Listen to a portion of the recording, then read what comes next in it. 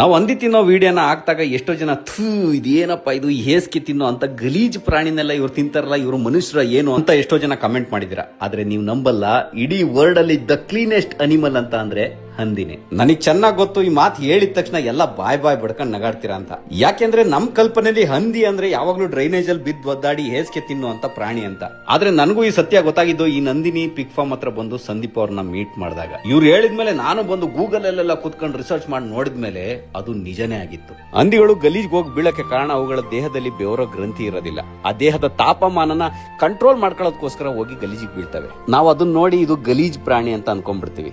ಈ pig form ಅಲ್ಲಿ ಹಂದಿಗಳು ಕ್ಲೀನ್ ಆಗಿರೋದ್ರ ಜೊತೆ ಎಷ್ಟು ಮುದ್ದಾಗಿದ್ದು ಅಂತೀರಾ. ಈ ಹಂದಿ ಫಾರ್ಮ್ ಕಂಪ್ಲೀಟ್ ಆಗಿ ಬ್ರೀಡಿಂಗ್ ಅಂತಾನೆ ಮಾಡಿರೋದು. ಒಂದೊಂದು ಹಂದಿನೂ ಆನೆ ಮರಿ ಗಾತ್ರ 250 kg ತೂಕದವರೆಗೂ ಹಂದಿಗಳಿದಾವೆ. ಒಂದ್ ಹಂದಿ ಮರಿ ಹಾಕಿದ್ರೆ 18ರವರೆಗೂ ಮರಿ ಹಾಕುತ್ತೆ. ಇಷ್ಟೆಲ್ಲ ಮಾಡ್ತಾರೆ ಅಂದ್ಮೇಲೆ ಇದರೊಳಗೆ ಸಿಕ್ಕಾಪಟ್ಟೆ ಆದಾಯ ಇರಬೇಕು ಅಂತ ಅನ್ಸುತ್ತೆ.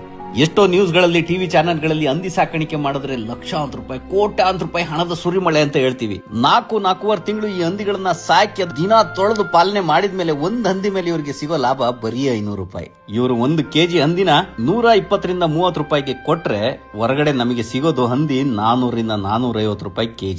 ಸಾಕ್ದವನ್ಕಿಂತ ಕುಯ್ದವನ್ಗೆ ಲಾಭ. ಇದನ್ನ ಸಾಕಾಣಿಕೆ ಮಾಡೋನು ಕೂಡ ರೈತನೇ. ಸರ್ಕಾರದಿಂದ ಇವ್ರಿಗೆ ಯಾವುದೇ ರೀತಿ ಸವಲತ್ತುಗಳು ಇಲ್ಲ, ಯಾವುದೇ ನಿಗದಿತವಾದಂತ ಒಂದು ಬೆಲೆನೂ ಕೂಡ ಇಲ್ಲ.